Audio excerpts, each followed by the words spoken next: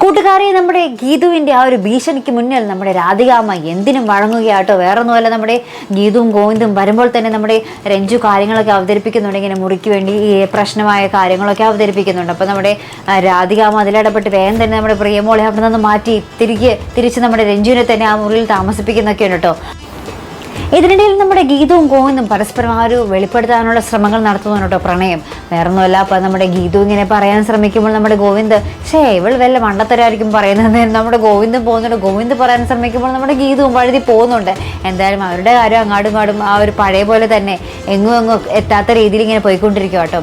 അപ്പുറത്ത് നമ്മുടെ എന്താ പറയുക, അനാർക്കലി വരികയാണ്. അപ്പോൾ അനാർക്കലി ഇങ്ങനെ ജയിലിൽ നിന്നും കോൾ ചെയ്യുകയാണ്.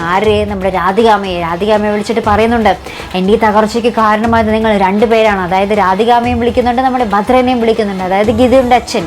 അപ്പോൾ നമ്മുടെ രാധികാമ്മയെ വിളിച്ച് പറയുന്നുണ്ട്, ഞാൻ ഇറങ്ങാൻ സമയമായി, ഇനി നീ തിരിച്ച് ഈ പൂജപ്പുര ജയിലിൽ കയറാൻ നീ തയ്യാറായിരുന്നോ, ഒരുങ്ങിയിരുന്നോ എന്നൊക്കെ പറഞ്ഞിട്ട് നമ്മുടെ അനാർക്കലി ഭയങ്കര ഭീഷണിയാട്ടോ. എന്നാലും രാധികാമ്മ ഞെട്ടിവരച്ച് നിൽപ്പുണ്ട്. നമ്മുടെ അനാർക്കലി ഇറങ്ങുമ്പോൾ അപ്പോൾ പൊടിപൂരം എപ്പിസോഡുകൾ തന്നെയായിരിക്കും ഇനി വരാൻ പോകുന്നത്. നമ്മുടെ ഭദ്രനും രാധികാമ്മയും ജയിലിൽ പോകുന്ന ഒരു അവസ്ഥ എന്താണ് ആ കഥയ്ക്ക് പിന്നിൽ, അതൊക്കെ നമുക്ക് പ്രേക്ഷകർക്ക് കാത്തിരുന്ന് തന്നെ കാണേണ്ടിയിരിക്കുന്നു.